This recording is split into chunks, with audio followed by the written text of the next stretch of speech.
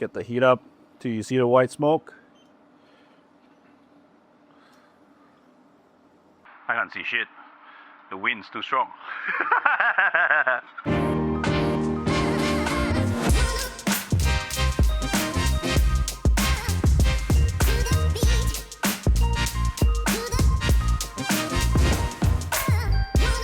Alright, so Economy Bee Hoon. This was something that I used to eat growing up when Amah used to take me to the wet markets. Every time she went to the wet market to buy food, I would always follow her, right? So for those of you who don't know what bee hoon is, it's pretty much just a rice vermicelli. It's a type of noodles made from rice flour, lots of bee hoon, very soy based, not much protein, not much everything in it. And it was like served on newspaper, banana leaf, bit of sambal, bit of egg. And then back then it used to cost like 50 cents. So it's one of the fondest things that I ate growing up. And you know, being able to share it or bring it here to Australia gives me great pride. And also at the same time, every time I cook a dish like that, memories of Amah keeps flooding back and you know, it makes me happy. So, Economy Bee Hoon, first thing we're gonna start with is just one red onion. We're gonna finely slice it. We're gonna cook it in oil for the fragrance. That's gonna start our bee hoon. Into the wok goes in oil, and in goes the onions. At this point, we're just gonna saute it on high heat with some oil, getting the onions to draw its moisture, but again, at the same time, we want to brown the onions for the fragrance. Once the onions are almost halfway cooked, we're gonna add chopped or minced garlic into it, roughly 4 cloves. You only want to add the garlic in when the onion's halfway done because the onions actually take longer to cook than garlic. If you drop the garlic in right now, it's going to burn, it's going to be bitter, it's going to spoil the dish. So work on your onions first, let it sweat, let it caramelize before you drop your garlic in. Another reason why this dish reminds me of Amah so much is something so simple as just sauteing onions, right? It's the aroma and the smell that it releases fills up the whole house, fills up, you know, even your neighbors can smell it. And back then as a kid, if I was upstairs, if I was doing my homework or if I was showering or whatever, whenever Amah started cooking, she would always start by cooking either onions or garlic. And whenever she did that, the aroma would have filled up the whole house. I would always follow my nose and it would always lead me into the kitchen where she was actually cooking. That was always the place that I would end up in. Now the onions are halfway there. In goes the garlic. Now, onions are soft, it's fragrant, garlic is lightly browned. Time to go in with soy sauce. Again, when cooking, like Economy Bee Hoon is just pretty much a soy-based fried vermicelli dish, right? And again, whenever you're cooking with soy, the best tip I can give you is to use different types of soy, different brands of soy, and not just use the one particular soy, so that when you combine all of them together, like imagine combining umami and umami and umami and umami, the only thing you're gonna get is more umami. It's as simple as that. Then you go with some light soy. On top of light soy, we're gonna go with dark soy. So dark soy, we're gonna go with caramelized soy, which might take a while to get out. I'm at the bottom of the bottle already. So the difference again, light soy is light, it's full of umami. The dark soy is a little bit thicker. Caramelized soy, it's way, way, way thicker. What this gives is also not just the color, but the thickness into your sauce. On top of those 3 soy already, we're gonna add our last and final soy, sweet soy. And again, if you're gonna add all that saltiness, we wanna balance it out with a little bit of sweetness. So I know you guys are watching, you go like, there's a lot of soy in there, but trust me, that's the only seasoning that this dish is gonna get. At the same time, our vermicelli or bee hoon is actually dried. We rehydrated it with water and it's just, we're gonna cook it in there slowly, but it's gonna absorb all that soy so that every single strand of vermicelli is gonna be coated with that soy. I'm gonna go in with a little bit of water, just to loosen up the sauce a little bit. And then one very important, but I think underrated ingredient from Malaysia, Sarawak pepper, right? I think it's one of the best peppers you can find in the world. So I've got grounded Sarawak white pepper here. We're just gonna go in, quite a generous amount as well. So why I believe Sarawak white pepper is one of the best in the world is because of the fragrance and aroma that it gives. It's just, you can smell it already, right? It's amazing. Taste your sauce. Yum. Alrighty. In goes vermicelli. They usually come dried, all right? Soak it in cold water for 20 minutes, drain it. It's not cooked, right? That's why we're having quite a bit of liquid here. We're gonna drop it in, we're gonna slow cook it. The soy is gonna coat it. The vermicelli is gonna absorb all that flavor.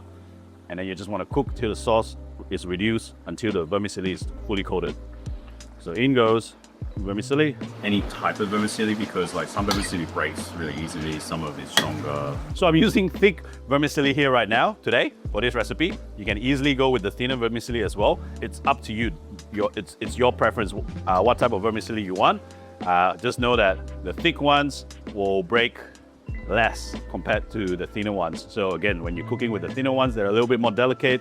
You just gotta be more gentle when you're wok frying or stir frying it.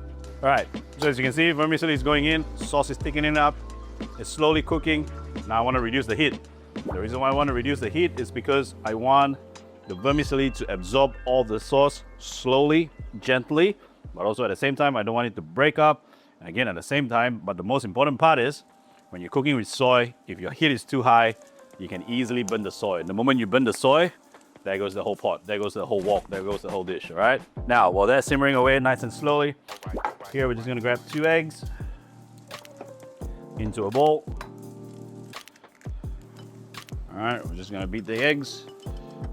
And what we're trying to do here is, we're gonna make a paper thin omelette that goes on top of the dish. While that's all going, we're gonna add chives to the noodles. And usually with this, I like to be quite generous because I do like the flavor of chives quite a bit. It's also the component that adds volume to our dish. And again, it may look like I'm really slow cooking it, right? What I'm trying to redo or recreate is when they cook this in the markets, the wok is probably like this big. And the amount of vermicelli is like that big. So no gas, no equipment, no wok will be able to cook it quickly. And now, even though we're cooking a much smaller amount, and yes, I can cook it a little bit faster as well, but I'm trying to simulate the dish we actually get in the wet market. So hence, the reason why we're cooking it this slowly as well. In goes bean sprouts. Again, a lot of people think that it doesn't have flavor, but for me, it counters and it balances a dish like this where it's salty, it's full of soy.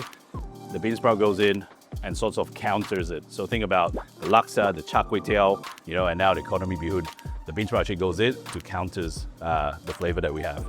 Just make sure it's not too hot, but not too cold at the same time. If it's cold, your egg's gonna go in, it's gonna stay, it's not gonna cook, it's not gonna stick to the bottom.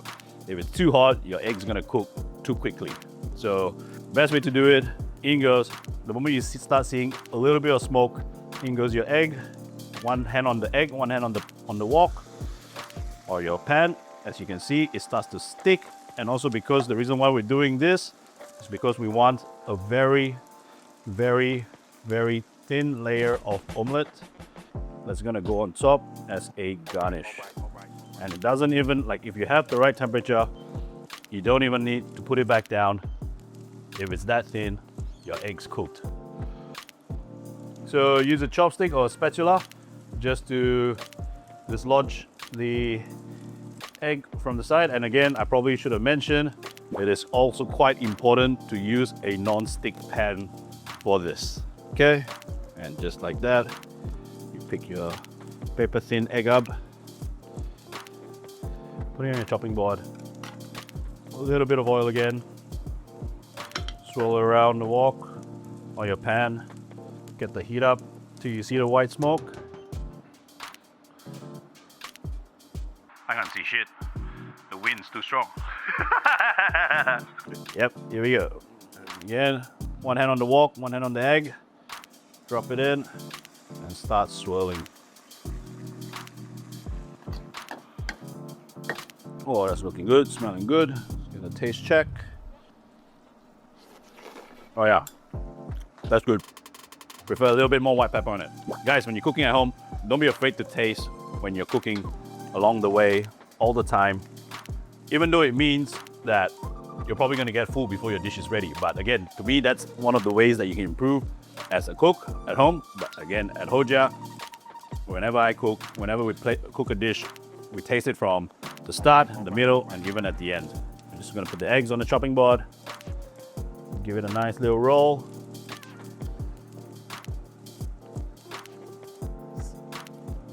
And then finally slice it.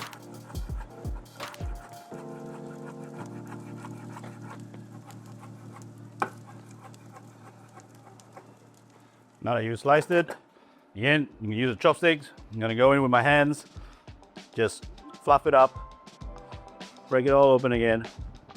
And what you're gonna get for garnish from those 2 eggs that we did, those paper thin omelets, we're gonna get little strands of what I like to call egg noodles. Not really noodles, but eggs in the shape or form of noodles. And that's gonna go on top of our bee hoon. Alrighty, nostalgic newspaper, banana leaf, and bee hoon.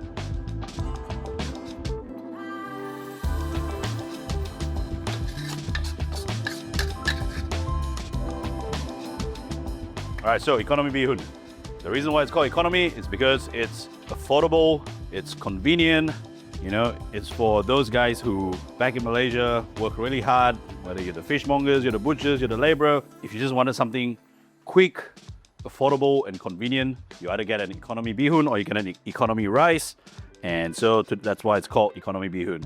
On top of the bee hoon, usually in Malaysia, you can choose your proteins like eggs, your curry chicken, whatever you want to add to it. My favorite way of eating this is this sliced eggs on top, a little bit of spring onion,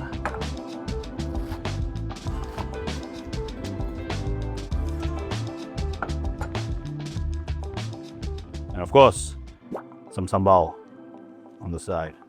Sliced chili.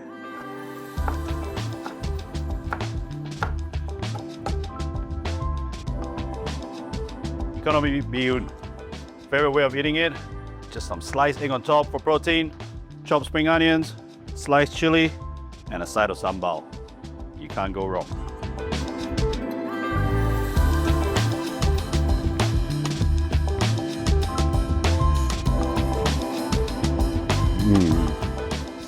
I just got back from the gym, I'm starving. Have some Australian economy bee hoon.